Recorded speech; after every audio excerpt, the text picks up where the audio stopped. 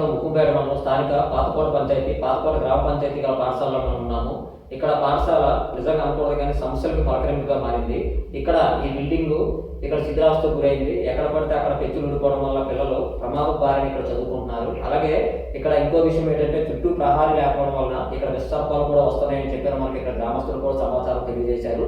ఈ మధ్యకాలంలో నిన్న మొన్న కాలంలో కూడా విషసర్పాలను కూడా గ్రామస్తులు కొట్టారని చెప్పని ఇక్కడ తెలిసింది సమాచారము.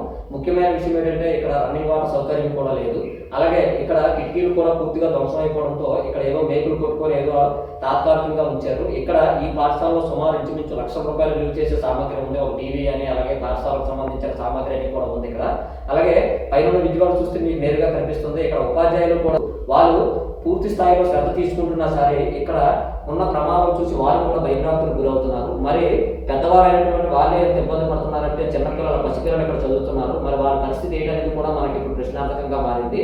ముఖ్యంగా ఇక్కడికి వర్షం పడితే ఇక్కడికి పాఠశాలకి పిల్లలు పంపించడానికి కూడా ఇక్కడ చదువుతున్న పిల్లల తల్లిదండ్రులు కూడా ఇక్కడ పాఠశాలకు మేము పంపించము. ఎందుకంటే అక్కడ ప్రమాదభరితంగా ఉంది. ఏ క్షణాన్ని సరే ఆ భవనం కూలిపోవచ్చు, ఆ పిచ్చిలో ఊరిపోయి పిల్లలు ప్రమాదకాన్ని పడతారనే ఉద్దేశంతో పిల్లలు కూడా ఏమన్నపాటు చిన్న వర్షం పడినా సరే పిల్లలు కూడా పాఠశాలకు పంపించట్లేదు అనేది మనకి ఇక్కడ నేరుగా కనిపిస్తుంది. ఏదేమైనప్పటికీ ఇక్కడ అంటే మనకి అల్లూరు జిల్లా అయిన తర్వాత అల్లూరు జిల్లాకి ఇక్కడ ఆమడ దూరంలో అంటే కనీసం 10 కిలోమీటర్ల దూరంలో ఇక్కడ ఇంత సమస్య కనబడుతున్నా సరే అధికారులు పట్టించుకోకపోవడం నిజంగా చాలా బాధాకరమైన విషయము. ముఖ్యమైన విషయం ఏంటంటే మరి ఇక్కడ అధికారులతో పాటు ఇక్కడ ప్రజాప్రతినిధులు కూడా ఉన్నారు. మరి ఇంత ప్రమాదపత్రంగా ఉన్న భవనాన్ని మరి ఇప్పటి వరకు మరి అధికారుల వద్దకు వాళ్ళు తీసుకెళ్లారా లేదా అనేది మనకి ఇంకా తెలియలేదు. ఒకవేళ తెలిసినట్లయితే దీన్ని వేగవంతంగా అధికారులతో మాట్లాడి ఈ భవనం అయితే మాత్రం పునర్నిర్మాణం చేయాలని చెప్పని వాళ్ళు కోరుతున్నారు.